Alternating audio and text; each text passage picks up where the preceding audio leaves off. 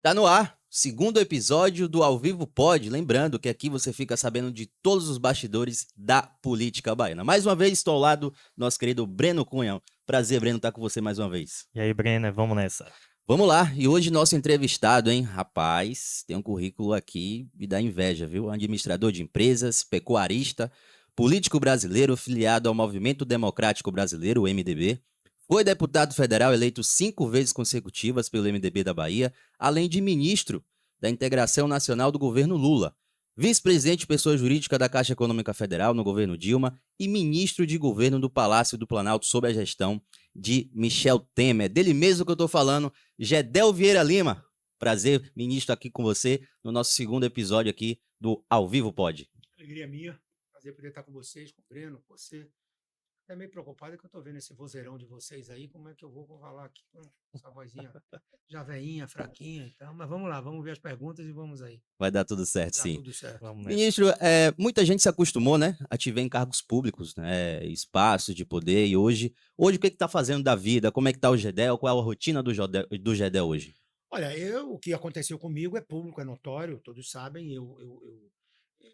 A partir desses episódios, me desvinculei da disputa de cargos eleitorais, não tenho mais também muita paciência para isso, acho que já dei minha contribuição.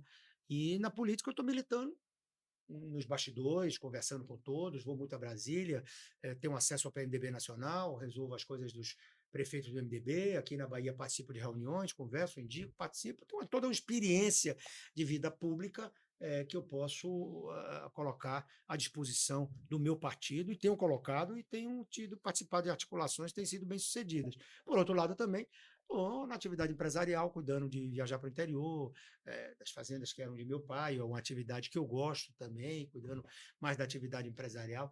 Enfim, eu sou um sujeito muito pragmático, rapaz, eu sempre encontro outras formas de me distrair. Me distraí muito na política, foi muito interessante, dei contribuições efetivas, e quando eu digo contribuições efetivas, são contribuições efetivas. Você chega aqui, por exemplo, cidade de Salvador. Quem é que não sabe a contribuição que foi dada por minha passagem no Ministério da Integração Nacional, por exemplo? Eu vou citar duas.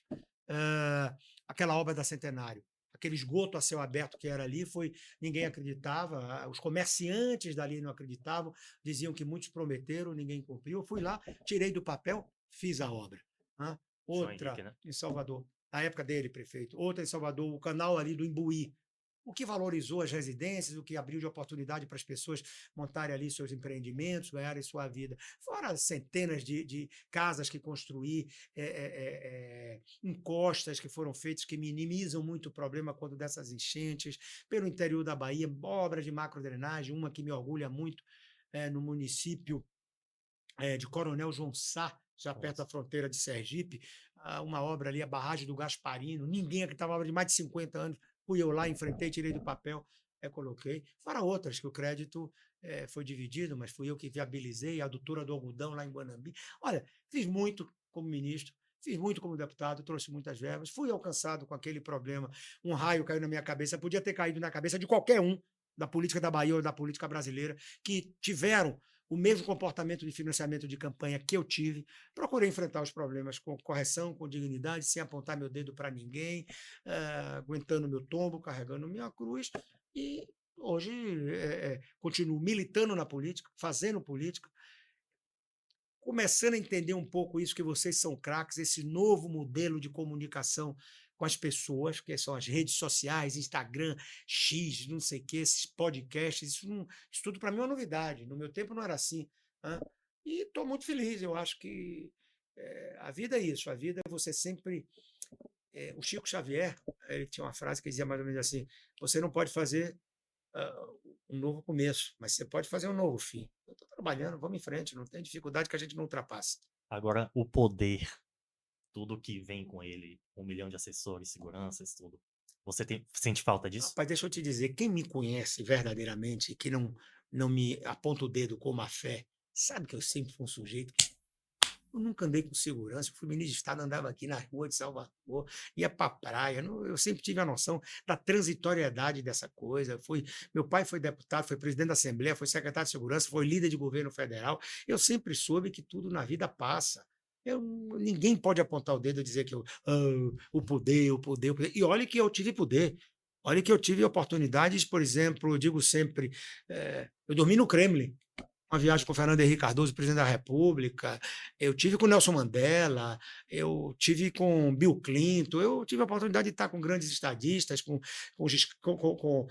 Chirac, fui líder 7 anos de um partido que tinha, à época, cento e tantos deputados, fui ministro 2 vezes, secretário-geral da mesa, vice-presidente de coisa, mas isso é o que menos me importa. Se você perguntar, você sente falta, eu lhe diria que eu sinto falta do palanque, se eu sinto falta de falar. As pessoas diziam que eu falava bem, e eu entrava realmente em transe ali com as pessoas, eu gostava daquela coisa do suor, de assumir compromissos, de me sentir responsável para honrar compromissos. Isso eu sinto falta por vezes, nenhuma falta que me deixe deprimido. Mas o poder no que você está dizendo, de carro, de avião de FAB, de seguro, Assessores. nunca usei isso.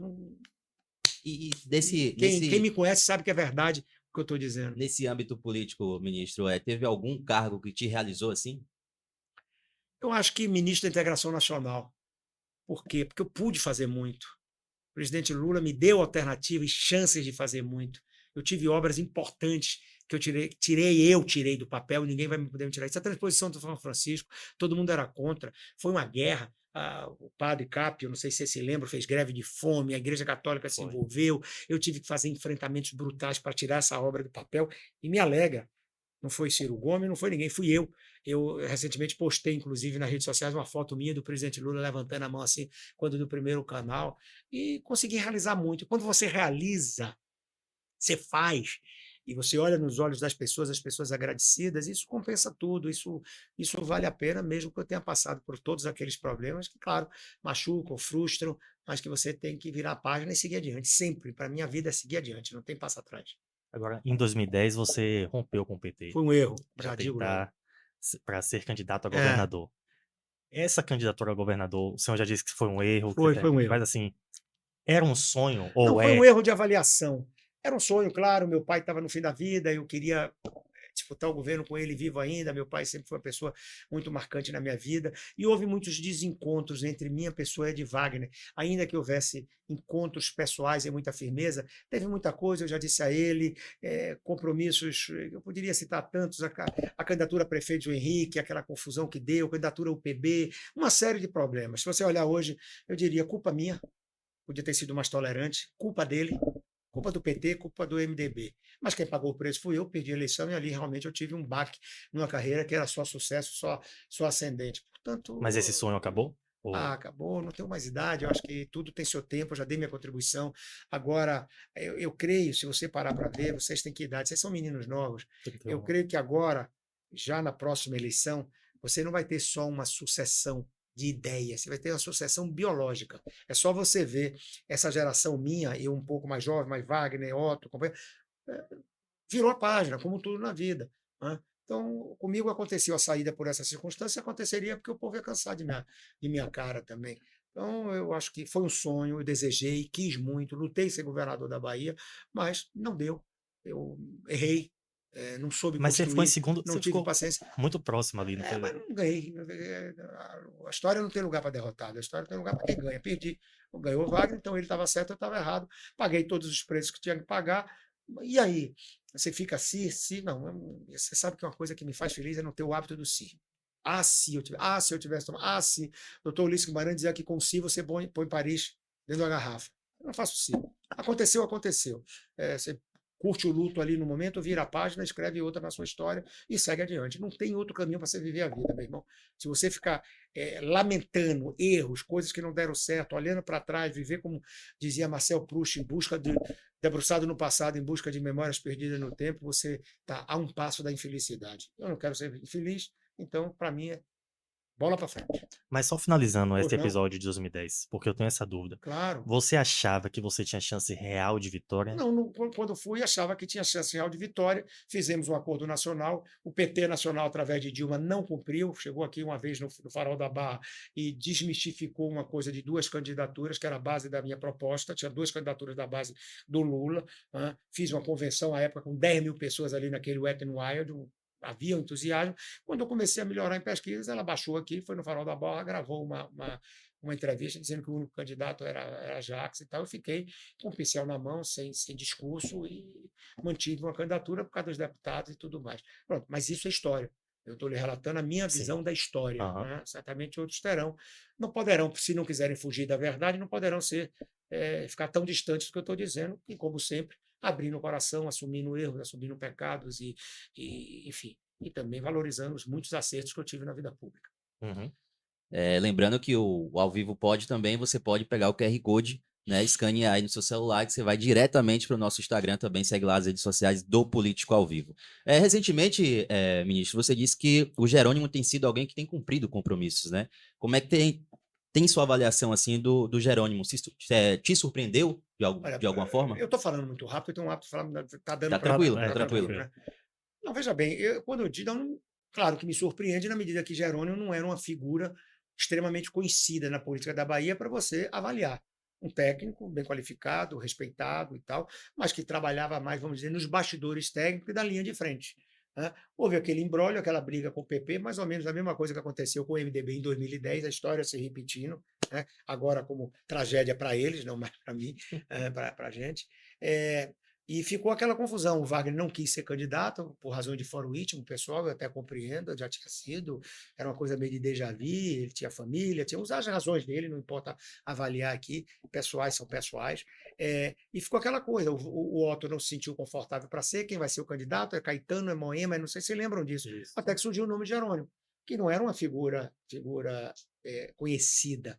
Né? E eu acho uma das maiores, me perdoe o termo, sacanagens ou injustiça, quando aponta o dedo, por exemplo, a Geraldo Júnior, naquela campanha de prefeito, para dizer, oportunista. Oportunista como? O MDB deixou uma candidatura onde ele estava apoiando, estava dentro de um governo que tinha 60% Na pesquisa. na pesquisa. Quem de vocês, se for falar a verdade, acreditava no fundo que Jerônimo podia ganhar essa eleição? O menino, o Assemineto, já era o governador, já estava empossado, já estava despachando para lá de Ondina. Nós migramos, fomos decisivos naquele momento, decisivos, Foi mesmo. eleitoralmente e politicamente, sobretudo, porque trouxemos expectativa, trouxemos esperança, trouxemos crença para a pessoa do interior. Está aqui, políticos experientes, pessoas como o Gedel, o MDB, apostando ficha, e isso foi muito importante. E o que eu digo é que o Jerônimo tem sido correto nessa retribuição, no sentido de que tem honrado os compromissos, o MDB tem participação no governo, ele tem, efetivamente, dentro daquilo que é possível, com a dificuldade, prestigiado os secretários dos quadros do MDB. Eu tenho tido com ele uma relação pessoal muito frutífera, e hoje estou muito a cavalheiro, me sinto sem amarra nenhuma para fazer política. Você perguntou como eu estou assim. Digo o que eu penso, tomo a atitude que quiser. Eu já tomava as atitudes antes, quando eu tinha amarras de mandato e de conveniências políticas. Hoje é que eu não estou preocupado com nada, absolutamente nada. Faço e digo aquilo que eu acredito, aquilo que eu penso, e paciência, vamos embora. Temos um partido inquestionavelmente forte na Bahia, né? Que tem contribuições a dar. Eu digo sempre, eu vejo sempre o PT e o Wagner falar muito isso com habilidade que é inquestionável. Ele diz: todo mundo que encosta na gente. Parece. Já não diz isso, né? Verdade, o Uhum. MDB cresceu, mas é sempre importante dizer que toda vez que o PT encostou no MDB, cresceu. Em 2006, até 2006, não tinham ganho nada. Foi pau em Camaçari, pau em Salvador, pau em tal, pau em tudo. Encostaram com a gente, também cresceram, ganharam o governo. Uhum. Né? Agora, em 2010, o Jerônimo estava no primeiro momento patinando, encostou no MDB, cresceu, ganhou o governo de novo. Então, é um crescimento recíproco, um complementa o outro, um mais à esquerda, um outro mais ao centro, um que agrega posições, outro que agrega outras posições, um que tem um pensamento, outro tem um pensamento, e essa pluralidade é que pode fortalecer esse grupo. Dentro dessa linha, o Jerônimo tem sido correto, eu não tenho queixa com ele, e tenho absoluta certeza que ele será correto também agora na renovação da aliança para 2026. Então eu já vou perguntar da chapa que Wagner lançou. O jornal Globo chamou semana passada de super chapa dos vencedores. Governador, vencedores? Sim. Jerônimo governador, Wagner Rui senador. Olha, eu vou fazer um comentário aqui sem nenhuma intenção de criar polêmica. Então, eu vou começar manifestando meu respeito, meu reconhecimento à capacidade e competência política de Wagner, com quem tem uma relação pessoal das mais frutíferas. Eu gosto dele, pessoalmente. Não sei se é recíproca, é verdadeira, mas eu gosto dele, eu gosto de ser enrolado com o Wagner. Eu gosto daquele jeito dele, manimolente, sabido, no bom sentido. Tá? Gosto dele, pessoalmente. Portanto, o que eu vou dizer aqui não tem nenhuma intenção de polemizar. E para não ter intenção de polemizar, eu começo reconhecendo que ele tem total legitimidade para propor o que ele quiser. Chapa com 3, chapa integral, chapa tudo. Cabe às outras lideranças políticas, aos outros partidos se manifestarem. Eu já me manifestei sobre isso. Eu acho que, primeiro, é fora de hora. Com todo o respeito que tem um senador, salvo se for para ele compor momentaneamente uma questão interna do PT. Segundo, na minha ótica, é uma avaliação equivocada. Porque se você parar para ver, o voto de Rui, o voto de Jerônimo e o voto de Wagner têm a mesma matriz, têm a mesma origem. É aquele voto. Mas a esquerda, movimentos sociais, isso, aquilo outro. Tá? O voto que agregou a ele ao longo desse tempo foi o voto das alianças. Quem é que vai agregar a ele em 2026? Eu vou usar aqui uma figura que vocês vão entender. Vou dizer, é minha mulher. Não sei se você está entendendo, que vai votar neles se eu fizer campanha, se eu pedir. São eleitores meus, do meu partido, de outros partidos, do PSD, tal, que vão votar no candidato PT na reeleição de Jerônimo, na medida que essas lideranças desses partidos forem para a rua fazer campanha. Se esses partidos não forem para a rua fazer campanha ou optarem por outra alternativa, grande parte desses votos migram. Então, eu não acho que seja uma coisa automática, a chapa de vencedores, 3 governadores e tal. Porque se fosse assim, Antônio Carlos Magalhães nunca tinha pedido poder, era só manter uma chapa sempre. César Borges, ACM e que é mais? Essa chapa João perdeu. Duval e Paulo não sei o quê. Souto, Paulo ACM. Souto, ACM, César Borges e pau. Daqui a pouco vão querer botar, ressuscita João Duval, bota João Duval, Paulo Souto. Aí, isso não é parâmetro. Parâmetro é a pluralidade. E eu tenho certeza nessa pluralidade que Jerônimo vai de reconhecer o papel do MDB. O MDB não tem nada com essa briga, a briga é pelo Senado. Às vezes eu vejo uma especulação de vocês, jornalistas, de vocês, blogueiros, vocês que atuam na rede social. Ah, mas porque a vice é de Geraldo Júnior, indicado pelo MDB, que correu todos os riscos na eleição de 24, né? E que nós queremos e reivindicamos e pedimos e trabalhamos, e para a gente é uma questão fundamental ter a vice na chapa de Jerônimo. Não tem por que o MDB ser limado disso. Por quê? Geraldo foi desleal? Não. Geraldo foi para uma eleição prefeito porque Wagner queria, porque as forças queriam? Foi. Geraldo tem descumprido algum compromisso, o MDB descumpriu algum compromisso ao longo desse período? Não. Por quê? Então, se for por composição de chapa, o PSD já está extremamente bem representado pelo senador Otto Alencar, um brilhante senador da República, que até tem uma atuação no Senado Federal que me surpreendeu. Eu disputei com ele num primeiro momento. Foi. Hoje tem o Coronel, que está disputando legitimamente a reeleição, quer ser candidato, mas esse é um problema deles lá. Tem o Wagner, que é candidato à reeleição, com toda a legitimidade para postular, e o Jerônimo, que é candidato à reeleição, para postular. E Rui. Rui não é nada. Rui é ministro da Casa Civil e ele tem toda a legitimidade para continuar lá. E você tem Geraldo Júnior, vice-governador, com toda a legitimidade partidária e pessoal para reivindicar e dizer é importante para o MDB, para a manutenção da aliança, ter Geraldo Júnior na vice-governadoria. Pronto, é importante, é fundamental para o MDB ter. Isso não tem nada a ver com eleições proporcionais, com candidaturas mais ou menos próximas de mim, do partido e tal. Uma coisa é uma coisa, como diria Zé Disseu do PT, outra coisa é outra coisa. Não tem nada a ver uma coisa com a outra. Para o MDB é fundamental a manutenção de Geraldo na chapa de Jerônimo. Ponto. As outras composições sejam feitas com outras composições, entre o PT e o PSD.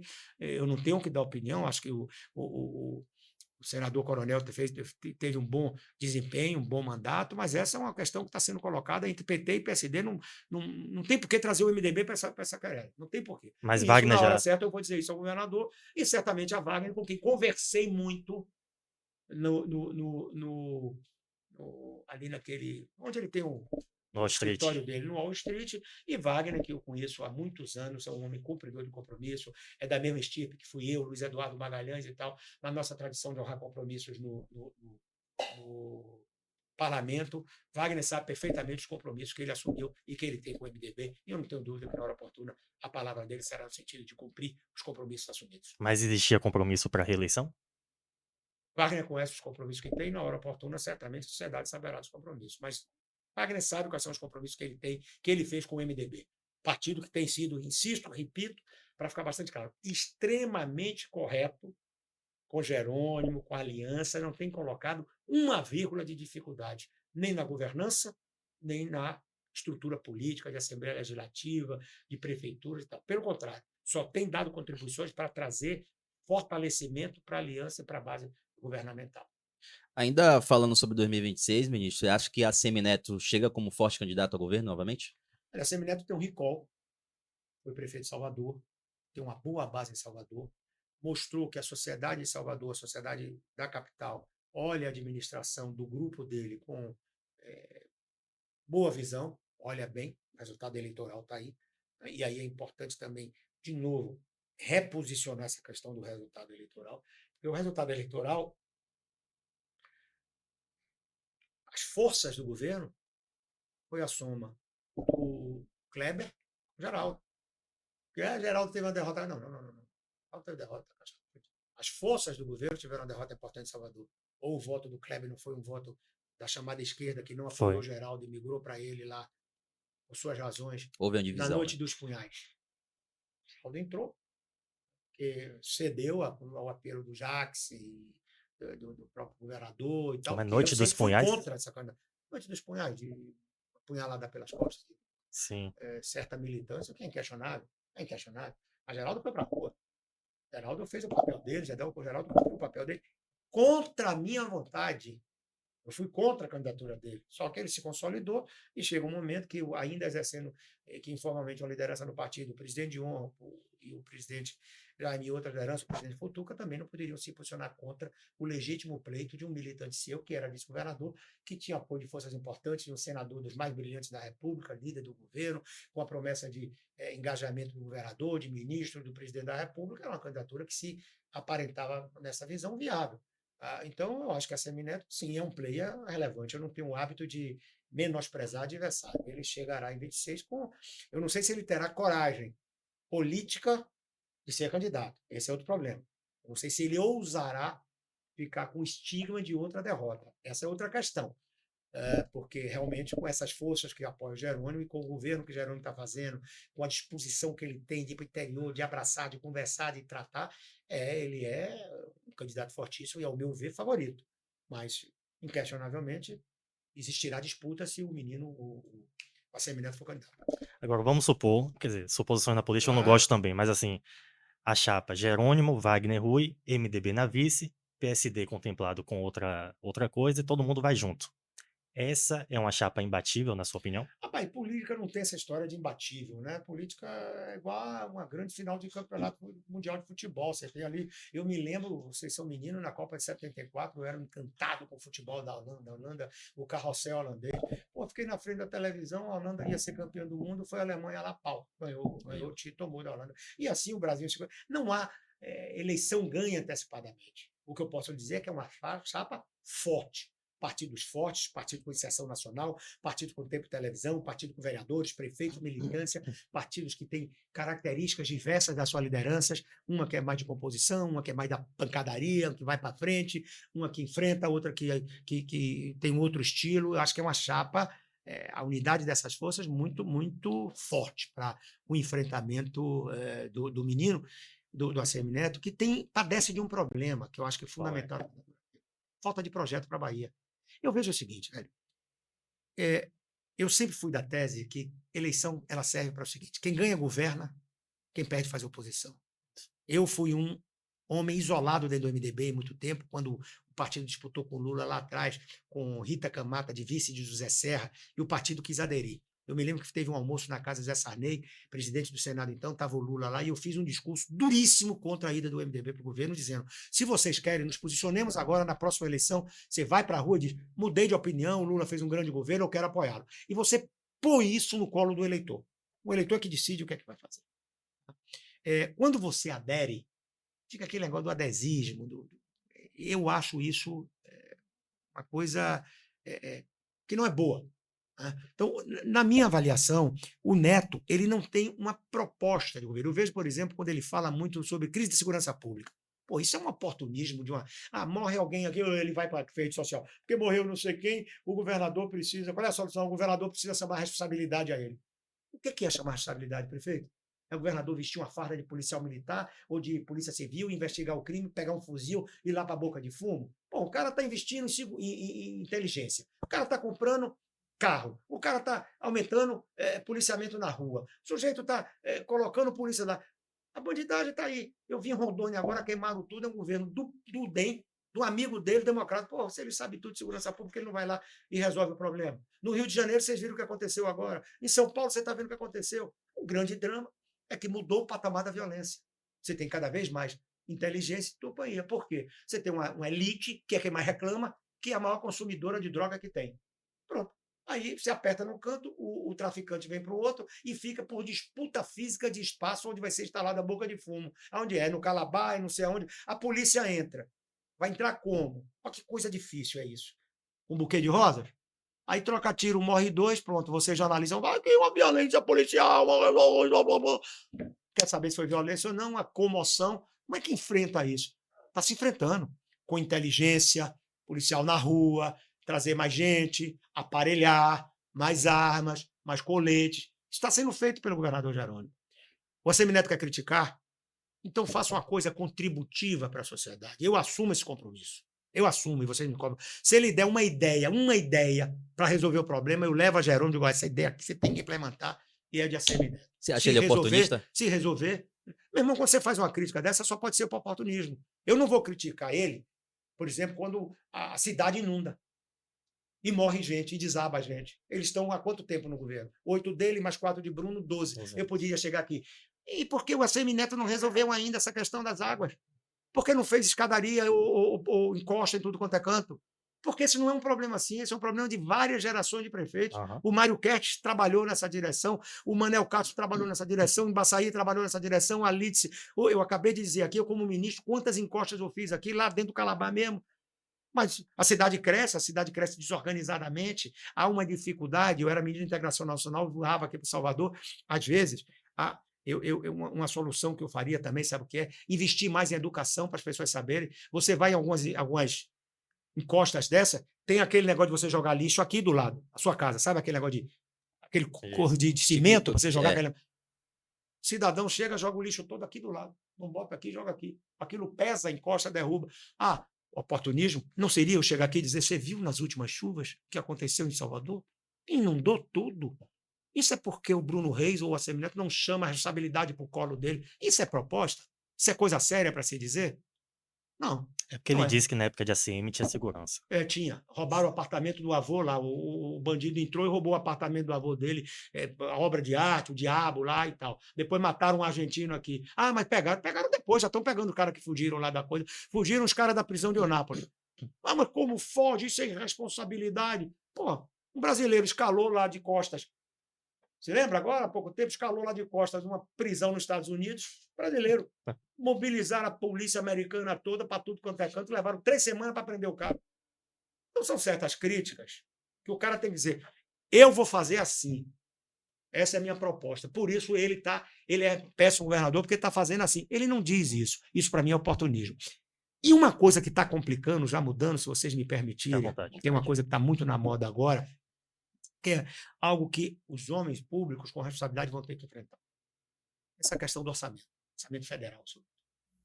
Esse negócio das emendas, eu não vou falar nem sobre o ponto de vista ético, sobre o ponto de vista do que está acontecendo, que se houve escândalo, se disseram que era escândalo por Lava Jato, prenderam o Leléu, prenderam não sei o quê, você precisa ver o que vai acontecer daqui a pouco com essas emendas. É um absurdo. Não estou falando, inclusive, da renovação democrática, porque como é que você vai eleger um deputado, enfrentar você, vocacionado para a política, se eleger deputado federal, como é que você vai se eleger com um deputado que manipula 150 milhões por ano de emenda? Só na conversa? Só no verbo? Quando eles têm o verbo e a verba? Mas mais grave do que isso. Você, no ritmo que vai, o Congresso querendo ser, o país virando parlamentarista, sem ser parlamentarista, você não vai ter uma disputa presidencial. Porque o orçamento vai estar todo engessado. E o que é governar? O que é governar, basicamente? Governar é eleger prioridades. Teve presidente da República que disse, eu acho que foi Nilo, governar para mim é abrir estradas. Outro diz, não, governar para mim é educação. Não, meu investimento é saúde. E é isso que faz a diferença para você e para o eleitor decidir, eu quero ele, porque para mim essa é a prioridade do momento. Olha, se você tem um orçamento hoje, todo engessado com gastos obrigatórios, na saúde, na educação e tal, e vem o parlamento e engessa mais ainda, mais de 70% do orçamento com emendas mandatórias, onde é que o candidato a presidente da República, seja você, Lula, quem quer que seja, vai estabelecer prioridade? Se ele não tem orçamento, como ele vai propor isso? Você percebe? Esses são os debates que a sociedade brasileira precisa travar com seriedade. Uhum. Com seriedade. E aí, eu creio que eu posso dar uma contribuição por isso. Eu estou falando aqui sem amarras. Você tem situação político, um mandato aqui que vai disputar a eleição, o cara vai ficar cheio de dedo. Eu não Com vou dizer isso certeza. aqui, não, porque daqui a pouco isso vai repercutir mal para Jerônimo. Isso vai. Vou dizer o que eu penso e dar a contribuição que eu acho que eu posso dar. E a contribuição que eu posso dar é essa aqui para o debate. Discordo, divido. Tudo que eu estou afirmando, estou procurando fazer da forma mais respeitosa possível. Claro, vocês me conhecem também, se for para o pau, eu também não fujo à luta. Mas essa operação Eu over, não fujo à luta. essa operação Overclean, que tá prendendo algumas pessoas aí, já é mais ou menos fruto desse reflexo que você Mas falou eu de. prefiro que isso não seja tratado por polícia. Eu não gosto de política tratada na página policial. Eu Aham. acho que política tem que ser tratada por políticos. política. Tem que ser tratada por debate político. Isso aí é uma questão policial que não engrandece a política. Foi toda uma geração contaminada por aqueles exageros da Lava Jato. Você tem uma ideia? Eu vou pegar o meu caso. Eu sou talvez o único polícia brasileiro que fui condenado por lavar dinheiro. Você tem um crime de corrupção, de peculato. A tal da delação, que era do Lúcio Funaro, isso, aquilo, outro, caiu, fui derrubado há 7 anos depois já me arrebentei todo. Foi que Uhum. me arrombei. Tudo está sendo jogado para a justiça eleitoral. Não era crime eleitoral, financiamento de campanha. Então, eu não gostaria de ver esse filme de novo. Eu não gostaria de ver esse filme. Não é bom para a política. Não é bom para a sociedade. Política se resolve na política. E é isso que eu estou levantando, Propondo propondo, que a política debatendo, resolva esse discutindo, problema. que a política resolva esse problema. Ministro, recentemente você deu uma declaração de que Bruno Reis só foi eleito prefeito de Salvador por sua causa, né? Poderia explicar o porquê? Por consequência, porque Bruno Reis veio para o MDB e, na época da composição da chapa de Assemineto, ele não queria Bruno Reis vice-prefeito. A escolha dele era Luiz Carrera, secretário do avô e hoje secretário dele. Casa Uhum. Civil, me parece. Casa Civil. Pronto, é quem ele queria. E lutou para ser Carrera.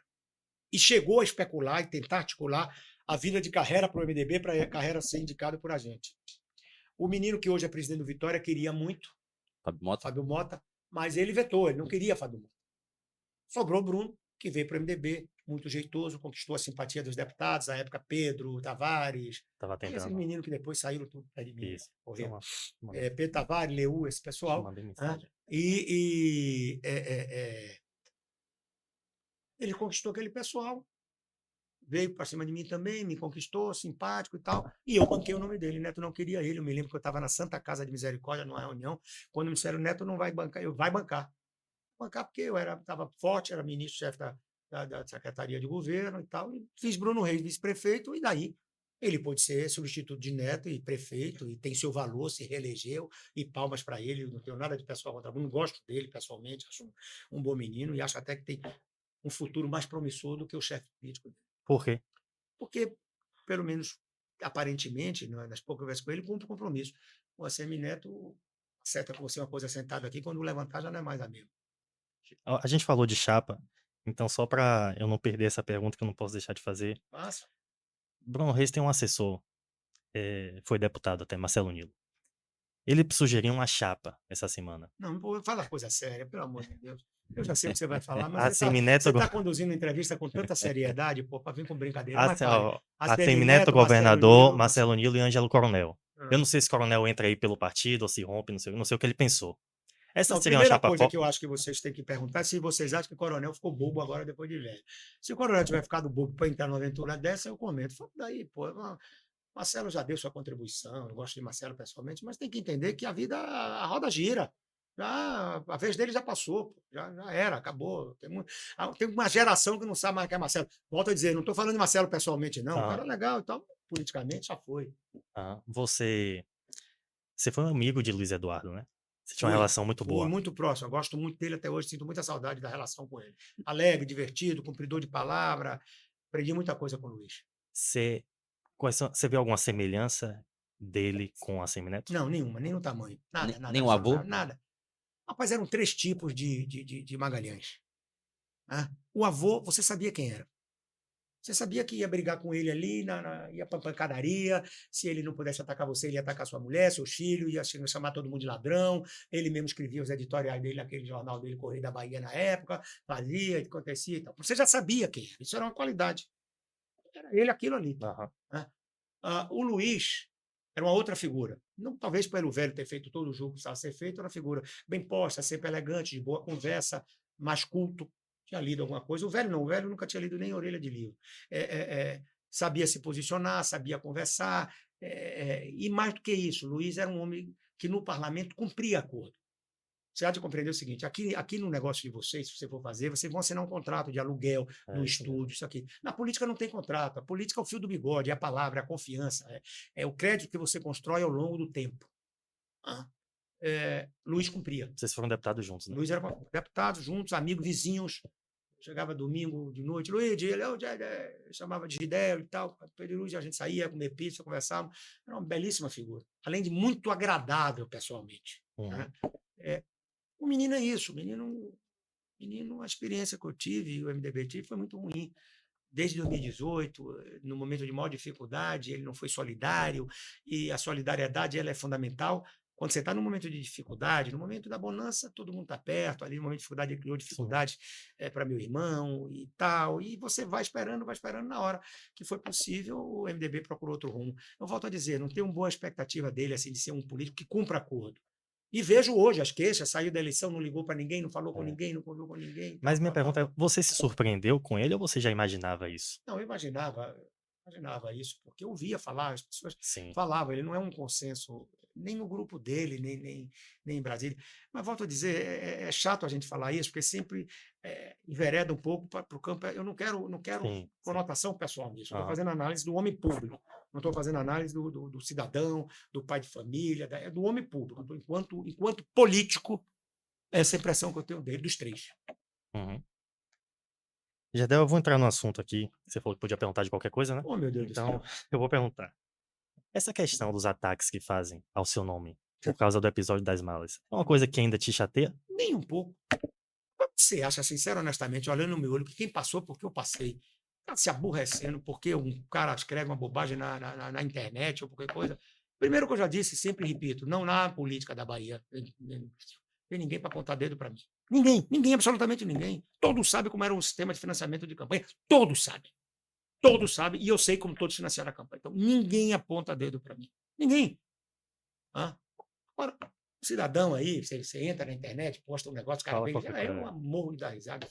Eu me distraio quando tenho que fazer, respondo, bato, xingo, me xingo. Estou preocupado com isso, que é robô e tal. É até bom que você vai aprender esses novos mecanismos. Não me aborrece mais. Eu já paguei os preços que tinha que pagar, certo? Já fiz os enfrentamentos que tinha que fazer. Já disse a vocês que a vida, para mim, ela é feita de luta. Eu nasci na luta, fui criado na luta, enfrentei muitas lutas e eu não conheço, vamos dizer, eu me preocupo muito com a minha família, com os meninos, mas comigo eu não conheço. Isso não é prova de valentia, não. Isso é uma forma de viver. Eu não conheço medo, assim, porque o medo ele é medo quando ele lhe domina. Quando você consegue mecanismos de vencer o medo, ele deixa de ser medo. Eu já venci o medo. Deus já foi generoso demais comigo. Eu fui ministro de Estado 2 vezes, eu fui deputado, eu apresentei a Bahia, eu enfrentei essa dificuldade, venci essa dificuldade, superei. Eu nunca fui homem de ter depressão, essas coisas. Nem naquele pior momento? Não. Tem algum Não, momento tristeza que... sim. Mas ali foi sua maior provação como ser humano? Sem sombra de dúvidas. Sobretudo pelo desconhecimento do que estava acontecendo fora. Você percebe? Como é que estão os seus amigos? Como está a sua família? Então aí você às vezes se fragilizava. Mas lá dentro, vai lá para dentro perguntar. Era guerra o tempo inteiro. Fui para solitária, fui para não sei o que, guerreando com o cliente. Mas teve um dia o pior? Um dia o pior? Ou Tem são dias que vários? você encontra sua mãe. Não, você tem que estar preparado para a luta. Você tem que dizer o seguinte, velho, eu creio muito nisso, vocês são jovens, ainda vão enfrentar dificuldade na vida. Tudo passa. Tudo passa. Os bons momentos passam e os maus momentos passam. Para você viver os bons momentos, você tem que estar preparado para os maus momentos. Eu tive momentos na minha vida pessoal que me marcaram muito. Eu não gosto nem de falar em um deles, porque me emociona muito, foi a perda de meu pai. Eu tinha com meu pai uma relação muito forte, muito diferenciada de outras vidas. E perder meu pai foi uma perda muito significativa para mim. Muito, muito, muito forte. Mas se eu superei aquilo, eu não tinha na minha cabeça que eu podia superar qualquer coisa, Entendi. né? Porque eu não me via sem ele no mundo. Uhum. Eu seria uma figura extremamente solitária no mundo sem a presença física dele. Eu perdi a presença física e encontrei uma presença espiritual sempre próxima de mim, sempre me dando força. Se eu superei aquilo, eu sou capaz de superar qualquer zorra que vinha pela frente. Superei. Não guardo, E, não guardo rancor, não guardo mágoa, não guardo frustrações. É como ele disse, venci o desafio de encontrar outros meios para me distrair. Uhum. teve Só um pouco nesse perto da momento. eu bati Ah, vá, aqui. Breno, continue. Eu Me percebo. perdoe, viu? Mas, Não, enfim, também não enchi os olhos d'água, mas eu me lembro sempre do padre Antônio Vieira, ele dizia que os olhos foram feitos para sorrir, para chorar e para ver. sim. Mais para chorar do que para ver, afinal, os cegos enxergam e não choram. Choram e não enxergam. Ela tá pedindo para aproximar o microfone. Oh, desculpe. Pronto. É, pode puxar, botar para lá. Puxar. Tá bom, tá bom. Quando você fala de algumas pessoas, você se refere a alguns que deixaram o partido naquele momento, de maior dificuldade. Você anotou o nome de todo mundo que te abandonou nesse momento? De que Você adianta, sabe? Tem alguma mágoa até hoje? de que adiantaria? Se eu falo que eu sou um sobrevivente, eu tenho que compreender a luta pela sobrevivência. Cada um deles estava lutando pela sua sobrevivência. Quem abandona a luta, quem deixa para trás amigos, quem abandona, esquece o que fizeram por ele, por fulano, beltrano, ciclano, esses é que na hora de dormir tem que se acertar com o travesseiro. Nada. Uma família fantástica, tenho amigos corretos, ando nas ruas e estou bem sucedido. Estou bem. Nenhum tipo de mágoa de quem quer que seja. Não tenho, sinceramente, não tenho. O que não significa dizer que eu não esteja pronto para o debate, para o enfrentamento, para a porradaria na hora que ela vier. Isso aí não, você já conhece, eu não vou mudar, mas já estou velho demais para mudar essa coisa minha. Mudando um pouco de assunto, ministro, como é que você enxerga, né, o bolsonarismo no Brasil e essa oposição forte que é feita ao governo Lula também? Eu acho que, primeiro, todo governo precisa de oposição forte, porque é a oposição que fiscaliza e que melhora os governos. Eu acho que o Bolsonaro foi uma coisa que aconteceu em determinado momento da vida pública brasileira. Eu sou de uma geração que, quando você chegava muito próximo, você dizia que era de centro-direita, porque você dizia que direita era quase que uma vergonha. Só que esse debate no Brasil ele foi muito distorcido, porque ninguém sabe de onde saiu o termo esquerda, ninguém sabe o que é jacobino, o que é girondino, como isso surgiu na Assembleia Nacional Francesa, como foram os debates, o que é que a esquerda representa, o que é que a direita representa. A direita no Brasil virou uma coisa de quem é contra gay, quem é o não racismo e tal, homofobia, ficou um discurso muito identitário, que eu acho que ele é meio excludente e as eleições estão mostrando isso. Ninguém discute direita e esquerda como papel da esquerda e da direita na economia. Você é mais ou menos liberal? Você é mais ou menos estatizante? Qual é o papel da empresa estatal? Como é que deve ser tratado o social? É de forma universalizante ou de forma focada? Essa discussão não há. Então terminou ficando uma coisa muito de pessoal, da agressão pessoal. É o bolsonarismo e o lulismo. O lulismo e o bolsonarismo não são doutrinas. O que é o bolsonarismo? Uma liderança política que surgiu num momento de desencanto da sociedade brasileira. Porra, aqui para mim, para você, nada de pessoal. Bolsonaro foi meu colega durante 20 anos. Todo aplauso a quem gosta de Bolsonaro, todo respeito a quem gosta de Bolsonaro. Mas Bolsonaro, me desculpe, Bolsonaro é um troglodita. Bolsonaro não deve ter lido nem O Pequeno Príncipe, aquele cara que entra no avião com o livro embaixo do braço para dizer que leu. E Lula? Lula tem talento pessoal. Veio de onde veio e tem talento pessoal. Ambos perfis diferentes. Fernando Henrique Cardoso, um homem culto, um homem preparado, um homem com noção de mundo. Enfim, e cada um vai dando sua contribuição ao país. Bolsonaro deu. Eu acho que talvez a maior contribuição dele foi destampar a panela e acabar com essa história de que não há uma direita no Brasil. Há uma direita no Brasil, há um pensamento mais progressista, não diria de esquerda, porque, volto a dizer, esse debate deixou de existir. O que é a esquerda brasileira? Cuidar de gente, isso é muito pouco para distribuir, para definir uma ideologia. Todo mundo cuida de gente. Aliás, hoje se cuida até mais de animal do que de gente. Então, todo mundo cuida de gente, todo mundo cuida de animal. Esse é o discurso que tem que ter. Agora, com que instrumentos? Quais são os instrumentos desse debate? Deixou de existir.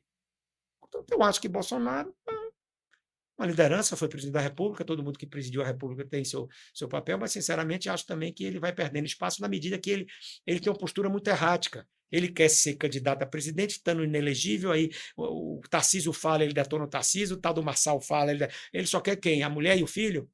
Aí, quando o filho fala, ele admite que o filho... Pô, eu acho que não é uma alternativa para o Brasil.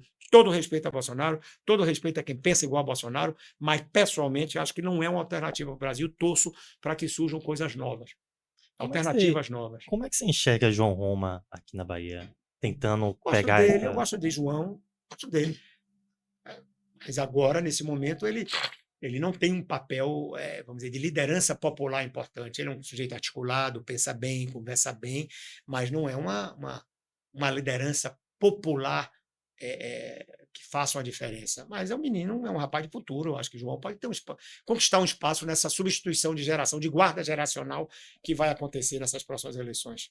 Esse fluxo de prefeitos indo para o governo, para Jerônimo, para a base do PT, da base de vocês. Como é que você está É enxergando isso? bacana, mas não define nada. Eu vi o mesmo filme em 2006, a CM tinha prefeito para tudo quanto é lado, todo mundo tinha prefeito, e no final perdeu a eleição. Eu acho que o que faz ganhar a eleição é a pluralidade, o que faz ganhar a eleição é o que o governador Jerônimo está fazendo, é simplicidade, é humildade, é ir ao encontro das pessoas, é mostrar o que está fazendo, é dialogar, é debater, dar espaço às ideias. Eu acho que o Jerônimo é um sujeito que tem se qualificado muito. E isso não é um elogio gratuito, eu duvido que alguém diga isso, pela capacidade de ouvir. O Jerônimo vai e ouve, anota, é uma crítica correta, você percebe que ele muda rumos, e isso é a qualificação maior que eu posso ver para alguém que está tendo sucesso e vai ter sucesso, eu acho que em 2026. Você tem uma boa relação com o Rui Costa? Eu não vejo você falar muito dele. Não falo dele porque vocês não perguntaram sobre ele. Se vocês perguntarem sobre ele, não tem problema nenhum com o Rui Costa. Cada qual com o seu cada qual com o seu estilo. Evidentemente que, do ponto de vista do pessoal que traz impacto nessa relação que você fala, vocês haverão de concordar comigo que tanto Jerônimo como Wagner são pessoas pessoalmente mais leves no trato pessoal, o que não significa que não se tenha boa relação com o Rui. Quando estou com o Rui, tenho ótima relação com o Rui, Rui como deputado, Rui quando eu era ministro, Rui governador, eu ministro de Temer, tinha aquela coisa do golpe, não sei o quê, eu liguei para Rui algumas vezes, me coloquei à disposição para resolver problemas, tive em audiência com o Rui, não tenho problema nenhum com o Rui. Agora, ele está... Eu sei o que é isso, eu fui ministro, você termina se distanciando mais do dia a dia da política. Desse tititi, dessa fofocada, que é boa, é gostosa e tal, mas que não vai ter chapa, não vai ter chapa, a gente comenta por causa de vocês perguntam, mas na hora da verdade é a hora da verdade. Eu acho que essa não é a hora. Essa é a hora do tititi da política, que interessa muito a política, militante da política, a jornalista para fazer pergunta e tal, mas não é o que esteja na pauta da mesa, eu acho, agora. Agora a gestão. Jerônimo tem que cuidar da gestão, fazer entregas, cuidar do hospital que ele está fazendo aqui, cuidar de estrada que está fazendo ali, fazer enfrentamento na segurança pública. Agora é a hora da gestão. Política vai chegar a hora da política. Mas nem naquela época que o MDB apoiou o Wagner, em 2006, Rui foi secretário, você não conseguiu construir com ele uma amizade, aprofundar um relacionamento, ou existe uma barreira de algum lado? Não tem nada com ele, é o que eu estou lhe dizendo. Ocasionalidade, né? Circunstância, não foi com ele, foi com outro. Entendi. Não tem absolutamente nada. Tenho uma ótima relação com ele, não tenho nenhuma restrição a Rui, e acho que ele não tem nenhuma restrição a mim. Quando fomos, por exemplo, a composição da chapa agora, da composição do governo, foi feita com ele. No Palácio, eu fui lá com ele, com o Lúcio, Lúcio com aquele espírito dele, sempre brincalhão, fala as coisas, Rui dá risada e tal. Aqui, até por geração, mas me dou muito bem com o Rui, estando com ele, sento à mesa, converso com o Rui, quero o sucesso de Rui, acho que ele é um bom gestor, está fazendo um bom trabalho na Casa Civil, eu sei o que é aquele lugar, aquilo ali é uma máquina de moer carne, né? Ele está se saindo bem, portanto, Ele tem chance de problema zero com Rui. Você enxerga a chance dele ser o sucessor de Lula? Meu amigo, está muito cedo. Eu acho que, por enquanto, o sucessor de Lula é Lula. Não se engane, não. Lula quer ser candidato, é o candidato e é o nome mais viável nesta banda de pensamento nacional. Né? Mas, se não for ele pensará em outro nome e tal. Não sei se dessa vez ele insistirá num nome mais técnico, ainda que já tenha disputado o governo como o Rui, ou se ele partirá para alguém com mais jogo de cintura, não sei, se for o caso. Mas acho que agora o candidato é ele vai querer ser o candidato. Porque não tem um candidato que represente uma outra corrente de pensamento. O Bolsonaro está inelegível. Eu acho difícil, tudo isso aqui, volto a dizer, Você falou de especulação, é achômetro. Então, suposição, achômetro. Não tenho informação nesse aspecto. Mas o achômetro, eu acho difícil, por exemplo, o Tarcísio deixar o governo de São Paulo com a reeleição mais ou menos segura, ele é um cara jovem, fazer um belo governo e se preparar para 30.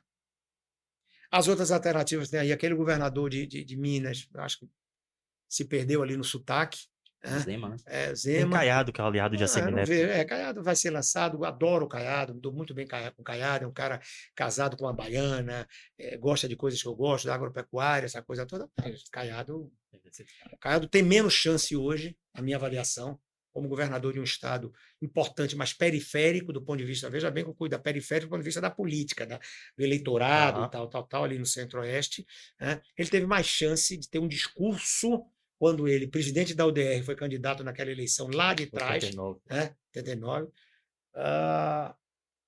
do que hoje. Acho que naquela época ele encarnava aquela direita do agronegócio e tal. Havia um confronto bem delimitador, que era o negócio do MST com a UDR, você se lembra, a história está aí para mostrar, do que hoje. Hoje eu acho ele uma candidatura muito limitada, como acho também do rapaz do Paraná, de quem eu tenho uma boa impressão, o Ratinho Júnior, mas é uma coisa muito focada lá. Não vejo um nome nacional, fora o Bolsonaro, por fato de ter sido presidente naquela circunstância, nesse campo do lado de cá. Como também, para ter credibilidade o que eu digo, não vejo um nome pronto, acabado, no campo mais do centro-esquerda, que não seja o Lula. O Brasil, por várias razões, está com suas lideranças minadas, depauperadas, e uma das coisas foi essa Lava Jato, que descredenciou a política, que acabou com a política, que criou os Sérgio Moros da vida. Responsável, inconsequente e outros que tais. Pronto, o que mais? Acho que a gente Acho que fechou. vamos Viu? lá, acho que todos os convidados poderiam ser assim, né? Faltou alguma pergunta? Fala Quer falar? fácil, não. Acho que tá Aproveita tranquilo. aí. Tá tranquilo. Não existe mais nenhuma chance Eu de ter também candidato, tranquilo. né? Isso aí, nulo. Esquece. Deixa eu te falar, rapaz. Eu vejo o pragmatismo. Ainda que pudesse, eu não vou ser mais candidato a governador da Bahia. Iria as condições, por tudo que aconteceu. Não vou ser candidato ao Senado. Me restaria, para participar da política nacional, um mandato de deputado federal. Agora raciocina comigo, ainda que eu pudesse. Eu fui líder do MDB na época que o MDB tinha mais de 100 deputados, era uma bancada dominante no Congresso Nacional, tinha a maior bancada no Senado, por 7 anos consecutivos. É um recorde até hoje. 7 anos consecutivos. O Fernando Henrique, mandei, desmandei, nomeei ministro, Padilha, tudo. Como eu disse, dormi no Kremlin, viajava com o presidente, enfim. Depois fui secretário-geral da mesa, presidente de comissão de finanças e tributação, depois fui ministro da integração nacional, fui ministro da secretaria-chefe de governo, com assento no Palácio do Planalto, era daqueles, talvez eu e o Padilha éramos os únicos ministros que entrava na sala do presidente sem pedir licença ao oficial de gabinete, aquele ajudante de ordem, entrava por uma porta de trás. Eu vou voltar a ser deputado federal, para começar tudo de novo, para o anexo 4, sair andando ali, paletando, para poder ir lá para o plenário, para subir. Você há de concordar comigo que chega um momento que cansa, não tenho mais idade, estou com o joelho, vou para a 5ª operação do joelho, para pegar daqui, lá para não sei aonde, na Bahia, fazer comício, palanque, o bêbado cuspir no meu ouvido. Isso é bom quando a gente está novo, cheio de gás, não tenho mais saco para isso. Agora eu gosto de política. E estou fazendo política. E estou fazendo política diferente do que outros diziam, que você não faz política sem mandato. Estou fazendo muito mais política do que muita gente com mandato. Aqui e em Brasília. É seu irmão que é candidato? Falo, minhas opiniões são vidas, comento uma coisa, repercute, tal. Então, estou fazendo política. Tenho acesso, vou para Brasília, vou fazer uma cirurgia quarta-feira, uma quinta aí nesse joelho, para ver se recupero. Vou para Brasília, estou lá com todo mundo, converso com todo mundo, ando no parlamento, sou recebido, estou fazendo política. Agora, política eleitoral de deputado, eu não tenho mais elan. Vamos chamar assim, elan. E a vida precisa de elan. Para ser jogador de futebol, você precisa de elan. São 2 carreiras que eu já deixei. A de jogador de futebol, onde eu era craque, e a de política, onde eu militei com algum sucesso. Política, você virou técnico. Virei técnico, pronto. Mas Jaime é presidente da SEB, é presidente do MDB, e eventualmente está tendo o nome dele cogitado, citado para ser deputado federal. É um menino vocacionado, o pai dele foi deputado estadual há muito tempo, advogado brilhante. Está indo, está caminhando. Se vai ser, o futuro vai dizer. A prioridade para a gente agora é ajustar a chapa, o MDB ter seu lugar na vice assegurado, disputar as eleições, contribuir para que Jerônimo continue fazendo um grande governo e depois discutir com todas as forças essa questão da proporcional para ninguém atropelar ninguém. Valeu, meus amigos. Esse foi o segundo episódio do Ao Vivo Pod aqui do Política ao Vivo com o Gedel Vieira Lima. Muito esclarecedora a entrevista de hoje. Gedel, prazer imenso estar aqui com você. Olha, eu agradeço a vocês e parabenizo vocês porque vocês fizeram todas as perguntas que tinham a fazer sobre todos os assuntos polêmicos da forma mais respeitosa possível. Me sinto muito à vontade em sempre dar entrevista, falar com quem mostra que quer com responsabilidade esclarecer teu pessoal, as pessoas que te acompanham aqui no site e tudo mais. E eu que sou um assíduo acompanhante lá das publicações de você, fico feliz por essa oportunidade, agradeço e parabenizo. Muito obrigado e qualquer outra coisa estou sempre à disposição. Um abraço a todos e um abraço a vocês. Obrigado, ministro. Valeu, Gedel, valeu a todos. Esse foi o segundo episódio do Ao Vivo Pod. Aqui você fica por dentro de todos os bastidores da política baiana. Valeu!